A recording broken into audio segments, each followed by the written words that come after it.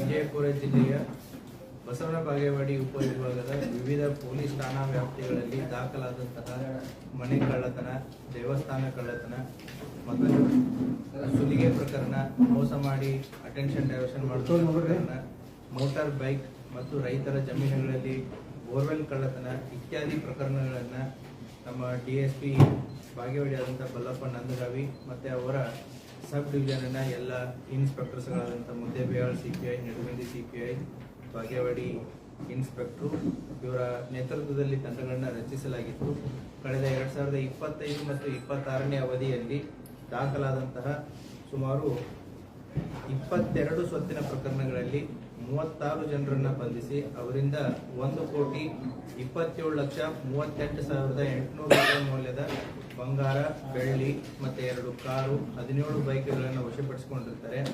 ಇದರಲ್ಲಿ 753 gram gold, 3.650 kg ಬೆಳ್ಳಿ ಮತ್ತೆ 6,98,000 ರೂಪಾಯಿ ಕ್ಯಾಶ್. ಈ 22 ಪ್ರಕರಣಗಳಲ್ಲಿ ಕೆಲವು ಇಂಪಾರ್ಟೆಂಟ್ ಪ್ರಕರಣಗಳನ್ನ ಮಾತ್ರ ನಾನು ನಿಮ್ಮ ಗಮನಕ್ಕೆ ತರ್ತಾ ಇದ್ದೀನಿ. ಮುದ್ದೇಬಿಹಾಳ್ ಪೊಲೀಸ್ ಠಾಣೆಯಲ್ಲಿ ಜನವರಿ 21ರಂದು ಒಬ್ಬ ಜಯರಾಜ್ ಅಂತೇಳಿ KRTO ಅವರ ಮನೆ ಕಳ್ಳತನ ಆಗಿತ್ತು. ನೆಮಗೇರಿ LT ತಾಂಡದಲ್ಲಿ ಅವರ ತೋಟದ ಮನೆ. ಈ ಕಳ್ಳತನದಲ್ಲಿ ಒಟ್ಟು 3 ಜನ ಆರೋಪಿತರನ್ನ ಗುರುರಾಜ್, ಗುರುಕುಮಾರ್ ಮತ್ತೆ ಸೈಯದ್ ಅಸ್ಲಂ ಅನ್ನೋರು ಇವರೆಲ್ಲರೂ ಕೂಡ ರಾಯಚೂರದವರು. ಇವರನ್ನ CPI ಮುದ್ದೇಬಿಹಾಳ್ ಅವರ ನೇತೃತ್ವದ ತಂಡ, ಮುದ್ದೇಬಿಹಾಳ್ PSI ಮತ್ತೆ CPI ಮುದ್ದೇಬಿಹಾಳ್ ಅವರ ನೇತೃತ್ವದ ತಂಡ ಮತ್ತೆ ಅವರ ಅಧಿಕಾರಿಯವರು ಬಂಧಿಸಿ ಅವರಿಂದ 26 ತೊಲೆ ಬಂಗಾರ, 3.5 kg ಬೆಳ್ಳಿ ಮತ್ತೆ 4,30,000 ರೂಪಾಯಿ ಕ್ಯಾಶು ಮತ್ತೆ ಅಫೆನ್ಸಿಗೆ ಬಳಸಿದಂತ ಒಂದು ಇನೋವಾ ಕಾರು, ಹೀಗೆ ಒಟ್ಟು 51,35,000 ರೂಪಾಯಿ ಮೌಲ್ಯವನ್ನ ವಶಪಡಿಸಿಕೊಂಡಿರ್ತಾರೆ.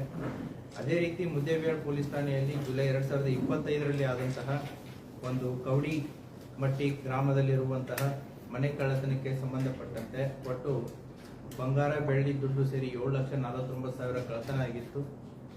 ಅದರಲ್ಲಿ ಕೂಡ ಪ್ರಕರಣದ ಆರೋಪಿ ಬಸವರಾಜ್ ಹೊಕ್ರಾಣಿ ಅನ್ನೋರನ್ನ ಬಂಧಿಸಿ ಕಳ್ಳತನ ಆದಂತಹ ಎಲ್ಲ ಬೆಳ್ಳಿ, ಬಂಗಾರ ಮತ್ತೆ ದುಡ್ಡನ್ನ ಪತ್ತೆ ಮಾಡಿರ್ತಾರೆ. ಇವನ ಮೇಲೆ 1ಕ್ಕಿಂತಲೂ ಹೆಚ್ಚು ಪ್ರಕರಣಗಳಿತ್ತು.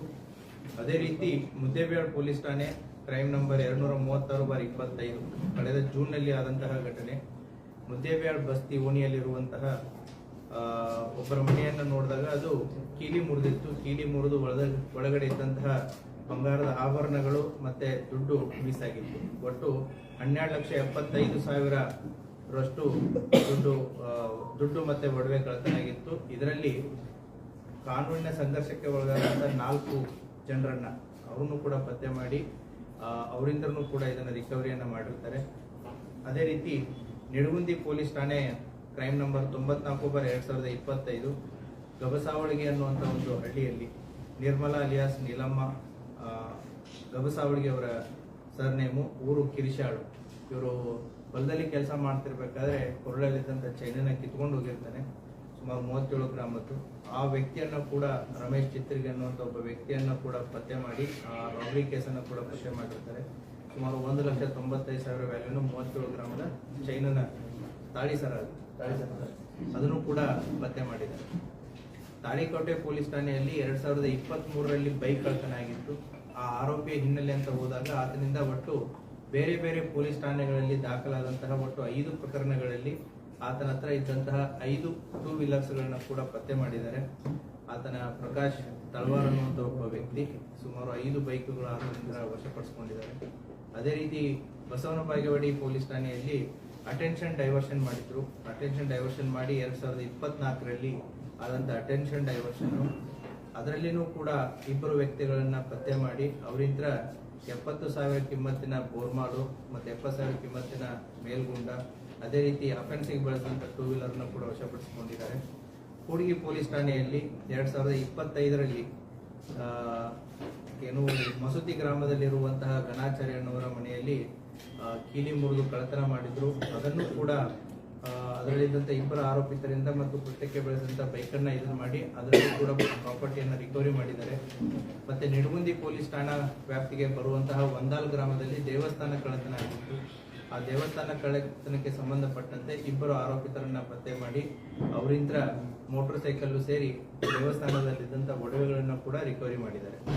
ಈ ರೀತಿಯಾಗಿ ನಾವು ಕಳೆದ ನವೆಂಬರ್ ಮತ್ತು ಡಿಸೆಂಬರದಲ್ಲಿ ಈ ಅಪರಾಧ ಪತ್ತೆಗೋಸ್ಕರ ಸ್ಪೆಷಲ್ ಟೀಮ್ಸ್ಗಳನ್ನ ಮಾಡಿ ಅವುಗಳನ್ನ ಪತ್ತೆಗೋಸ್ಕರ ಅಂತಂತ ಹಿಂದ್ಬಿದ್ದಾಗ 2023, 24 ಮತ್ತು 25 ಪ್ರಕರಣಗಳನ್ನು ಕೂಡ 26 ಪ್ರಕರಣಗಳನ್ನ ಕೂಡ ನಮ್ಮ ಬಾಗೇವಾಡಿ ಉಪವಿಭಾಗದ DSP ಅವರ ನೇತೃತ್ವದಲ್ಲಿ ಮತ್ತೆ ಅವರ ಉಪವಿಭಾಗದ ಎಲ್ಲ ಇನ್ಸ್ಪೆಕ್ಟರ್ಸು ಮತ್ತೆ PSI ಅವರು ಮತ್ತೆ ಅವರ ಸಿಬ್ಬಂದಿ ವರ್ಗದವರು ಎಲ್ಲರೂ ಸೇರಿ ಸುಮಾರು 22 ಸ್ವತ್ತಿನ ಪ್ರಕರಣಗಳಲ್ಲಿ 36 ಜನರನ್ನ ಬಂಧಿಸಿ ಅವರಿಂದ 1,27,32,800 ರೂಪಾಯಿ ಮೌಲ್ಯದ ಬಂಗಾರ, ಬೆಳ್ಳಿ ಮತ್ತೆ 2 ಕಾರು, 17 ಬೈಕ್ಗಳನ್ನ ಪತ್ತೆ ಮಾಡಿದ್ದಾರೆ.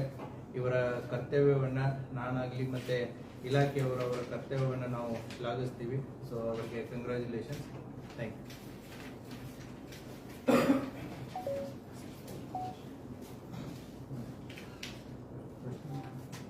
So we'll give appreciation certificate to our staff. ಅದಾದ್ಮೇಲೆ ಪ್ರಾಪರ್ಟಿ ಡಿಸ್ಪ್ಲೇ. ನಾವು ಲಾಸ್ಟ್ ಟೈಮ್ ಪ್ರೆಸ್ ಕಾನ್ಫರೆನ್ಸ್ ಹೇಳಿದ್ರೆ CCTV enabled what is the status? The work is in progress. Work is progress in what?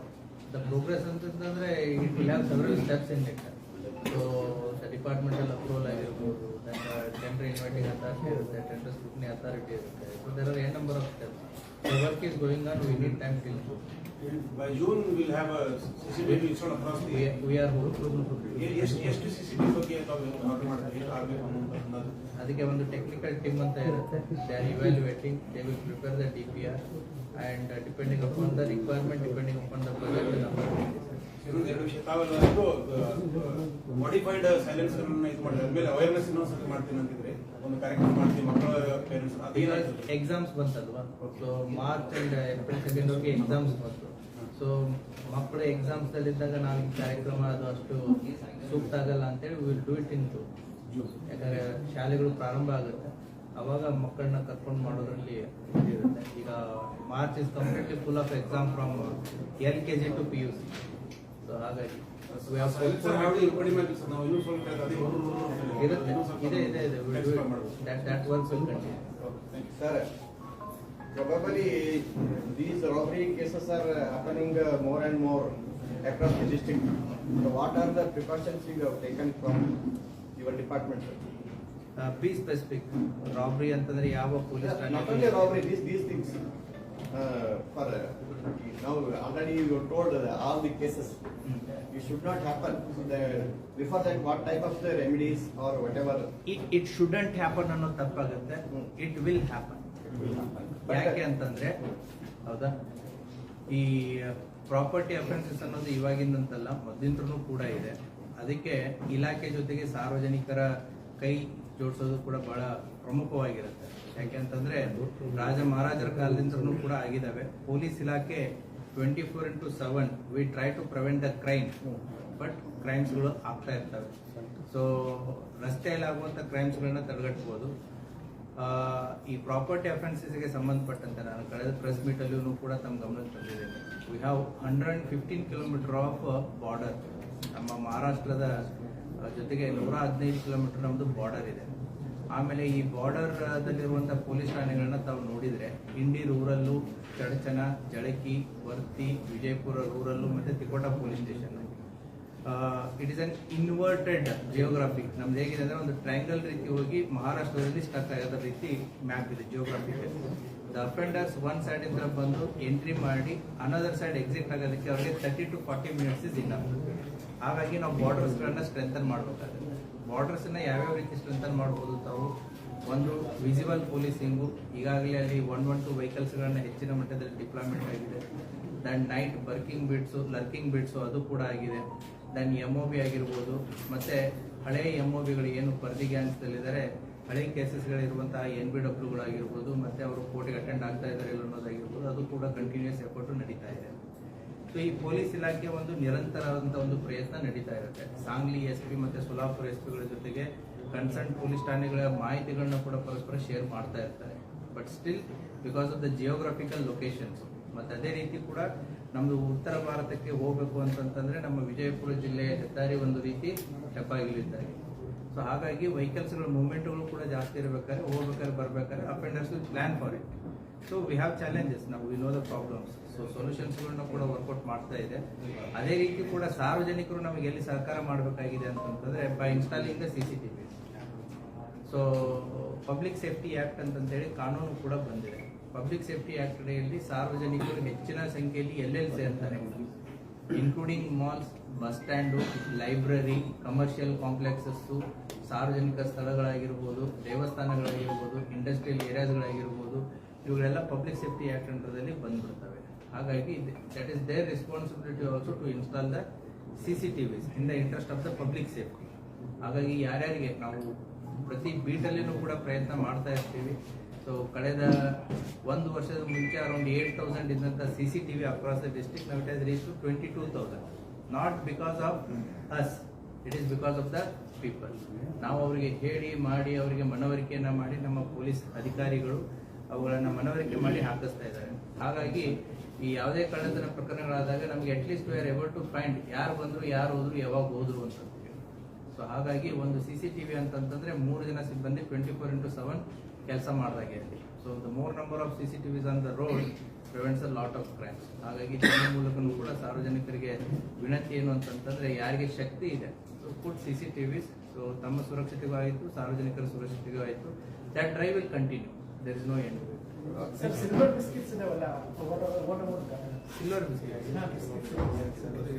ARTO ಕೇಸಲ್ಲಿ recovery ಅದನ್ನು ಕರಗಿಸಿ ಎಲ್ಲ ಇದನ್ನ ಮಾಡಿದ್ರು, ಅಂದ್ರೆ ಕಳ್ತನ ಮಾಡಿ ಅದನ್ನ ಡಿಸ್ಪೋಸ್ ಮಾಡಾಗಿತ್ತು. ಆಮೇಲೆ ರಿಕವರಿ ಮಾಡಿದ್ದು ಆಸ್ ಇಟ್ ಈಸ್, ಅದು ಕರಗಿಸಿದ್ದಿತ್ತಲ್ಲ ಅದೇ ರೀತಿನೇ ರಿಕವರಿ ಮಾಡಿದ್ರು. ಈಗ ನಮ್ಮ ಕರ್ನಾಟಕದಲ್ಲಿ ಅತಿ ಹೆಚ್ಚು ಬಂಗಾರದ ಕಳ್ಳತನ ನಮ್ಮ ಬಿಜಾಪುರದಲ್ಲಿ ಇದೆ.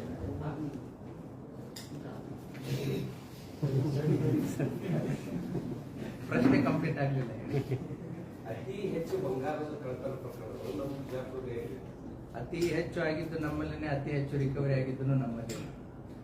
ಸೊ ಹಾಗಾಗಿ ದಟ್ಸ್ ವಾಟ್. ಈಗ ಮನುಗುಳಿಯಲ್ಲಿನೂ ಕೂಡ ಹುಬ್ಳಿ ಮತ್ತೆ ಗೋವಾದವ್ರು ಬಂದ್ ಮಾಡಿದ್ರು. ಬೋತ್ ಚಡ್ಚನ್ ಅಂಡ್ ಹಲ್ಸಂಗಿ ಮಹಾರಾಷ್ಟ್ರದಿಂದ ಬಂದ್ ಮಾಡೋರು.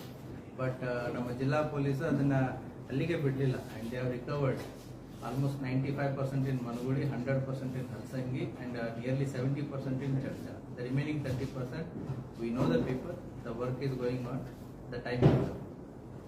ಸರ್, ಇಷ್ಟೊಂದು ಎಲ್ಲಾ ಪ್ರಕರಣಗಳನ್ನ ಭೇದಿಸ್ತಾ ಇದ್ದಾರೆ, ಆದ್ರೂ ಕೂಡ ಕಳ್ಳರಿಗೆ ಅದೊಂದು ಭಯನೇ ಹುಡ್ತಾ ಇಲ್ವಾ ಕಾನೂನು ಬಗ್ಗೆ?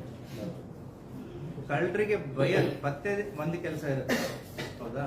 ಸೊ ಕಳ್ಳರಿಗೆ ಭಯ ಅಂತಂತಂದ್ರೆ ಕಾನೂನಿನ ಅಡಿಯಲ್ಲಿ ಅದು ಯಾವ ರೀತಿ ಕಾನೂನು ಇದೆ ಅದ್ರ ಪ್ರಕಾರ ಹೋಗುತ್ತೆ. These are like 7 years punishment ಇರುವಂತ ಅಫೆನ್ಸಸ್.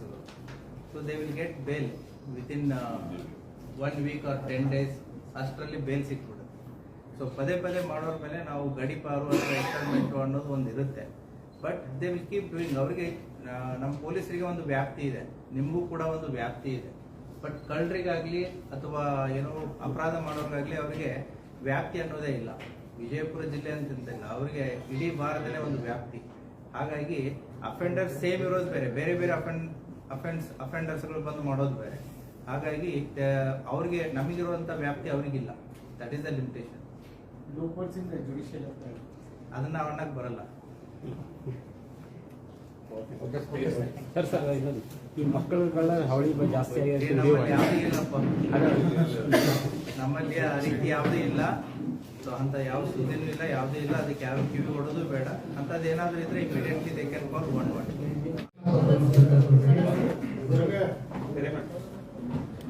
ಶ್ರೀ ರಮೇಶ್ ಮಾಧವ್,